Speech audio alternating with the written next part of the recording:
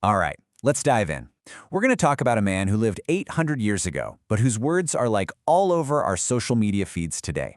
I'm talking about Jalal al-Din Rumi, the 13th century Persian mystic. And his whole message really can be boiled down to two words: radical acceptance. So how on earth did he become this huge modern phenomenon? I mean, it's a genuinely fascinating question when you think about it. How does a Sufi teacher from the medieval Islamic world end up becoming one of the most quoted poets in the 21st century? What is it about his work that feels so, well, so modern, so urgent? It just cuts right through centuries of history. And, well, that's exactly what we're going to dig into. Okay, so to really understand Rumi's massive appeal, we've got to start with the core of his message. It's a philosophy that, well, it doesn't build walls.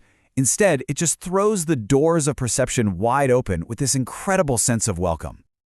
This one invitation really captures the essence of his entire philosophy. Just listen to it.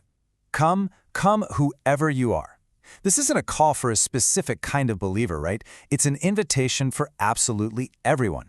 It doesn't matter what your background is, what your doubts are, or even what mistakes you've made. It's just a truly radical welcome.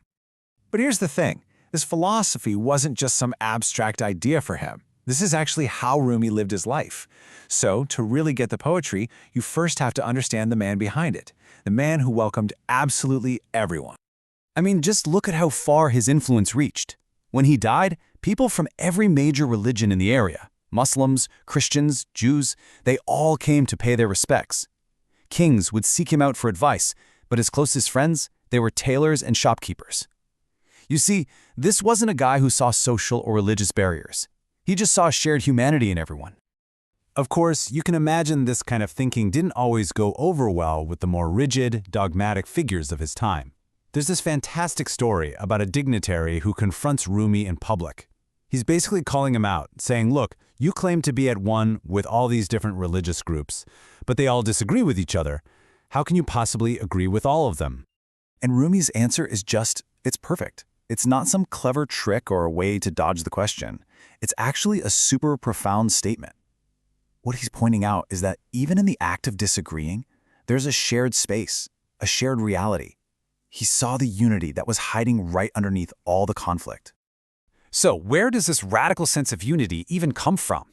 For Rumi, the answer was simple, but at the same time infinitely complex. It was love. But, and this is a big but, his definition of love was something way, way bigger than what we might normally think of. He called love the astrolabe of God's mysteries. Now, an astrolabe, if you don't know, was this ancient instrument people used to navigate by the stars. It helped them make sense of the entire cosmos. So for Rumi, love wasn't just a feeling. It was a tool of perception that lets you navigate the deepest truths of existence and connect with the divine. Yeah, Rumi was really clear about this. He said there are two kinds of love. First, there's the love for color. That's all about outward appearance, temporary stuff. It's fleeting. But then there's the love for the living. That's love for the eternal, divine source of everything. That love, he taught, is life-giving. It never, ever fades.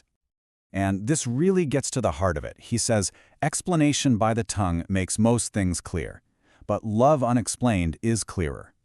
This is where Rumi challenges us to go beyond just our intellect. He's saying, look, some of the deepest realities, you can't really put them into words. Language is great for explaining a lot of things, sure, but the direct experience of this divine love, that's a truth you feel, not one you talk about. It's a clearer, more direct way of knowing. Okay, so most of us know Rumi from his absolutely breathtaking poetry. But to truly get inside his head, to understand the mind behind those verses, we need to look beyond the poems. There's a whole different kind of work, a collection of his teachings that's basically the master key to his entire philosophy. This work is called the Fihi Ma Fihi, and it's basically a collection of his spontaneous talks and conversations with his students. It gives us this direct window right into his mind. It takes all that soaring, beautiful imagery from his poetry and grounds it in practical, clear-headed wisdom. And the title itself, Fihi Ma Fihi, it's just brilliant. The common translation is, get this, it is what it is. I mean, how incredibly modern does that sound? Almost casual, right? But like everything with Rumi, that simple little phrase is packed with so many layers of meaning. So let's break this down. There are really three layers here. First, the title is the practical key. These talks literally unlock the meaning in his poetry. Second, it's a warning. Rumi's telling us, hey, don't get stuck on the words themselves. That's just the vase. You need to look for the truth they're holding, the rose. And finally, it's the ultimate truth about reality itself. Reality just is. It simply is what it is. And that's something far beyond any words we could ever use to describe it. And this leads us straight into one of the central challenges in Rumi's work, his deep skepticism about the limits of our own minds, of human reason, when we try to grasp the whole picture. You know, he's constantly pushing us to ask, how much are we really seeing? Is our logical mind truly capable of seeing all of reality? And to explain this limitation, he told a story that has become pretty famous. So imagine an elephant is led into a room that's pitch black. A group of people go in, and each one can only touch one part of the animal. So the person who grabs the trunk says, hey, it's a water pipe. The one who feels the ear insists, no, it's a fan. And the one touching the leg is absolutely convinced it's a pillar.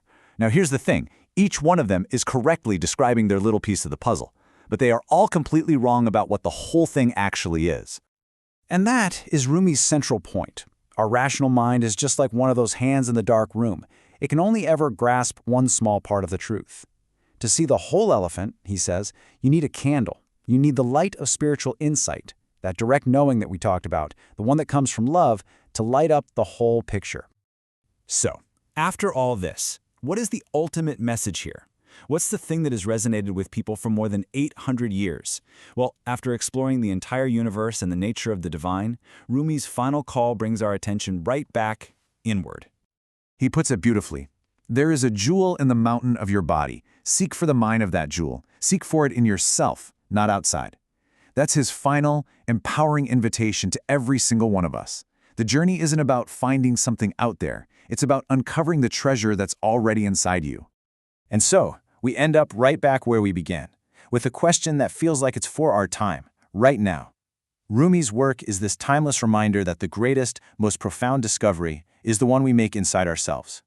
In a world that is always pulling our attention outward, to our phones, our jobs, our ambitions, his 800-year-old wisdom asks us a really simple but piercing question.